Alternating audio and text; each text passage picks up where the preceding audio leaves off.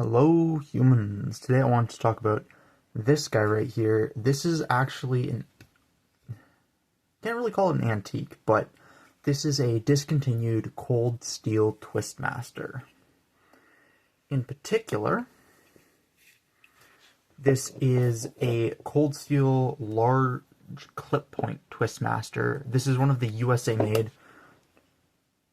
It's hard to read now because it got rusty at some point, so it had to get cleaned. But this is one of the carbon V models made in the USA by Camillus. So the Twistmaster was made from about the early to mid-late 90s. Several models were made in Taiwan. There's a couple different versions of it. So there's obviously a large and a smaller clip point. And then there's the rarer options, which are the Tontos, larger and smaller Tontos, and a larger and smaller drop point blade. The Carbon V versions were made in the US by Camillus Knife Company out of New York, whereas some of the other versions were made in Taiwan at the same time period. There's a couple of other differences. So some of the newer, or the older versions in particular, the lock only actually twists one way, whereas the later versions, such as this one right here, the lock will twist either way. This is, of course, a play on the Opinel ring lock. However, this one here doesn't actually lock in the closed orientation. It's significantly stiffer, even like compared to antique Opinels, because I've played with a few antique Opinels. Even the antique Opinels are much smoother than this is. This is very, very tight. You can't remove the blade. It's pinned in place. But it's not too difficult. It's just a little stiff.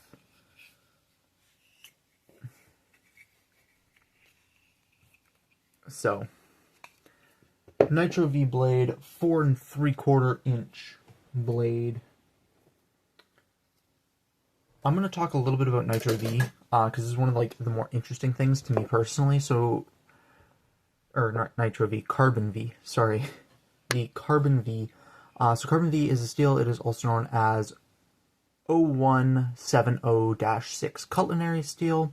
It was developed by a company called Sharon Steel in the 1950s. Chemically, it is fairly similar to 1095, which is the simple carbon steel version that this is actually based on.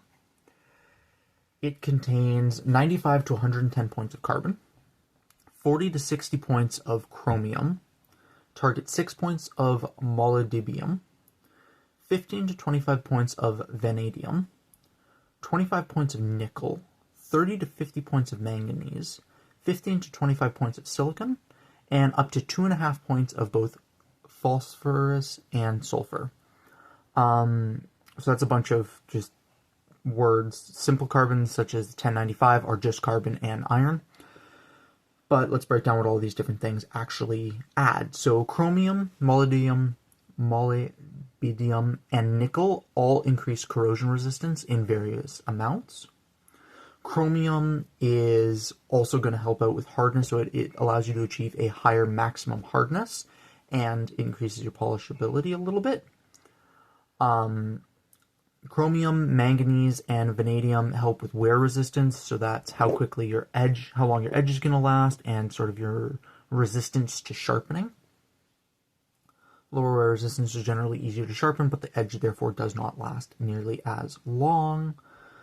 Manganese and vanadium are both helpful in the hardening process. They make it easier to harden. Molybdenum helps with machinability, so it makes it easier to work with machinery.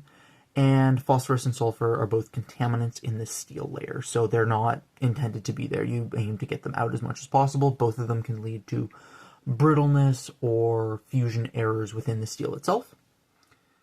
So it is a little different from 1095. It's not that big of a departure. There are some additions. Most of the additions are made to increase hardness, which gives it a little bit more edge retention, make it easier to harden, which gives you more consistent edge retention because it is easier to do consistently.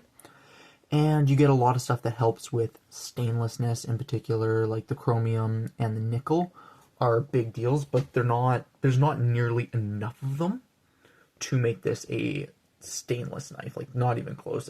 As you can actually see, even this model here has a decent amount of corrosion on it. Primarily red rust, which is nice, but yeah. So, carbon V blade, super cool history. In 1988, Sharon Steel went out of business. The remaining stock of carbon V or 0170-6 was sold off to various different people. So this is of that original stock, as is my understanding. A little while later, there's a slightly chemically different version of it that went onto the market, which is what you see nowadays when you see carbon V, but carbon V has kind of fallen out of favor. It's not nearly as common as it once was. So the current carbon V is not the same as this carbon V, and this carbon V is a very slight update done to 1095. Kind of a cool history there. Yeah. Let's get the obvious one out of the way. This is an open L clone. Zidell handle, black. It's got a lot of texturing on it. It's very, very grippy. The clip point blade is nice. Open L for comparison. Like, this thing looks like an open L, right? You do have a lanyard loop at the back, and it is very comfortable. Like, it is just a fully round object. The lockup is completely solid. It does take two hands to operate this knife, which is kind of what you'd expect. It's a very tactically inspired open L clone, though. You get a little bit of taper out towards the tip. It is very slicey because it is, of course, a full height flat grind. I'm not going to do any paper cut tests or anything like that because, one, this is not the original edge, which means it's not super valuable to do that. And two, I don't have any paper on hand because I decided I wasn't going to do this before I prepped. So, not getting one of those. But, yeah. Overall, it is fairly comfortable. It is definitely big. Let's do some size comparisons real quick. Here it is next to a Civivi Chevalier and a Wee Knives Banter. As you can see, it is much, much bigger than either. And here it is next to a Buck 110. And again, as you can see, it is quite a bit bigger than the Buck 110, putting this very, very comfortably into what I consider to be a large knife. And next to a Zippo lighter. So yeah, it is definitely falls under the big knife category, which makes sense. It's kind of what Cold Steel is known for, one way, shape, or form.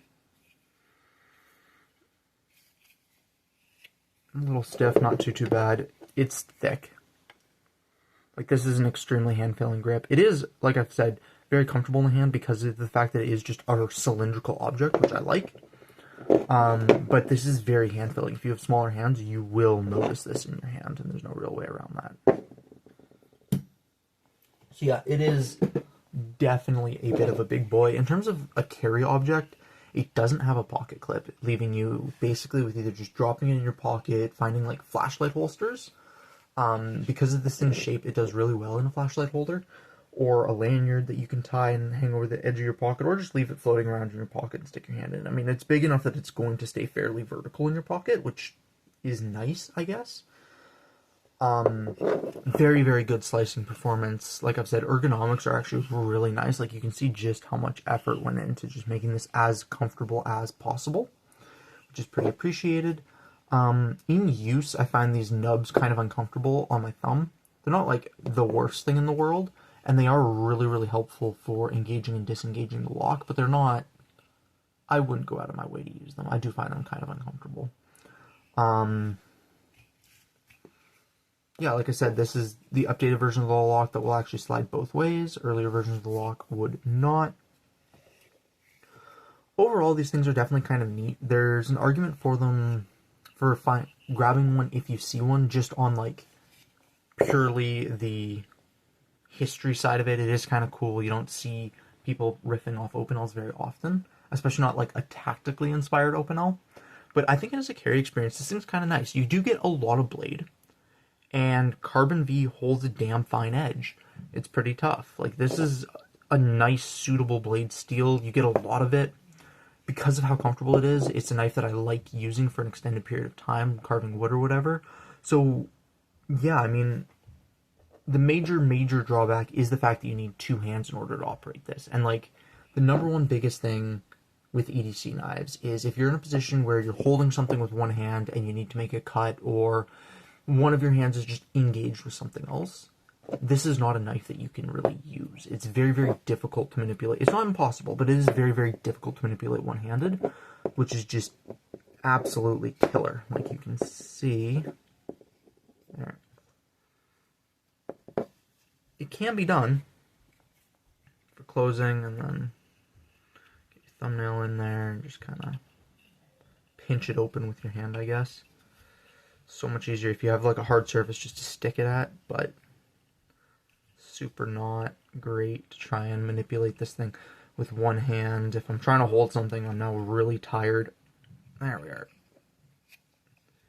And twist. So it can be done. It's very much not comfortable. I don't find it too bad to do with two hands, but you know, it is definitely more than nothing. So there is that to consider. The gripping, the texturing is really nice. With gloves on especially, it's incredible. Without gloves on, it's not sharp, it's not painful in the hand. It didn't leave me with any sore spots, so that's good. Overall, yeah, like, this is worth picking up if you see one. They're typically pretty inexpensive. This one here was $15 at an antique store. It's cool. You get a lot for what you pay for, and it's just a neat thing. Like, you knew immediately if this was for you or not, just based off this. The fact that it is not fidget friendly, the fact that it is not modern EDC compliant, it does not have a pocket clip, but the things that you are trading for are extreme comfort in the hand, a lot of blade, and a very suitable hard work tool. Like, this will do a lot of work if you need it to do a lot of work. So for those reasons, I definitely think that this is worth a pickup.